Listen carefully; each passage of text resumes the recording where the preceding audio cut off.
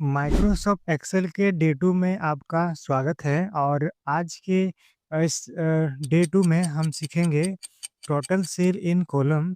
एक कॉलम में total sale कितना है और एक रो में टोटल सेल कितना है, total column in seat total column कितना है एक सीट में, या फिर टोटल रो इन सीट एक सीट में टोटल रो कितना है। ये सभी चीज़ें आज की इस डे 2 में हम सीखेंगे।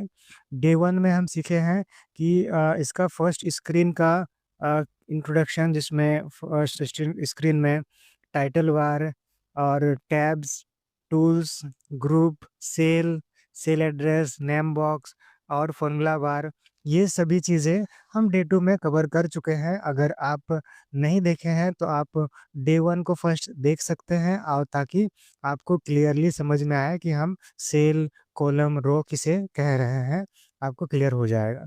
तो चलिए जानते हैं टोटल सेल इन कॉलम, यानी एक कॉलम में टोटल सेलों की संख्या कितना है। अब देखिए इस कॉलम है ये हमारा कॉलम है। जैसे ये ए, बी, सी, डी, ई, ये हमारा कॉलम है। तो हमें जो कॉलम है कि इस कॉलम में टोटल सेलों की संख्या कितना है? यहाँ पर टोटल सेलों की संख्या है 10,48,576। 10,48,576 क्या है? टोटल सेल है एक कॉलम में। ठीक है? कैसे पता करेंगे, हमको देखना है तो नेम बॉक्स में ए 10,48,576 और एंटर करेंगे। तो देखिए ये हमारा टोटल सेल पता चल गया। यहाँ से A1 में जाएँगे यहाँ से, और टोटल सेल इन रो, यानी एक रो में सेलों की संख्या कितना है। जैसे ये हमारा एक रो हो गया, इस रो में सेलों की संख्या कितना है? वो है 16,384 हमारा टोटल सेल है एक रो में। उसको भी जानने के लिए हमें यहाँ पर लिखना पड़ेगा।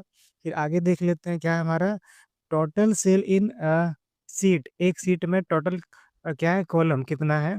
वो है हमारा 16,384 टोटल कॉलम है एक सीट में।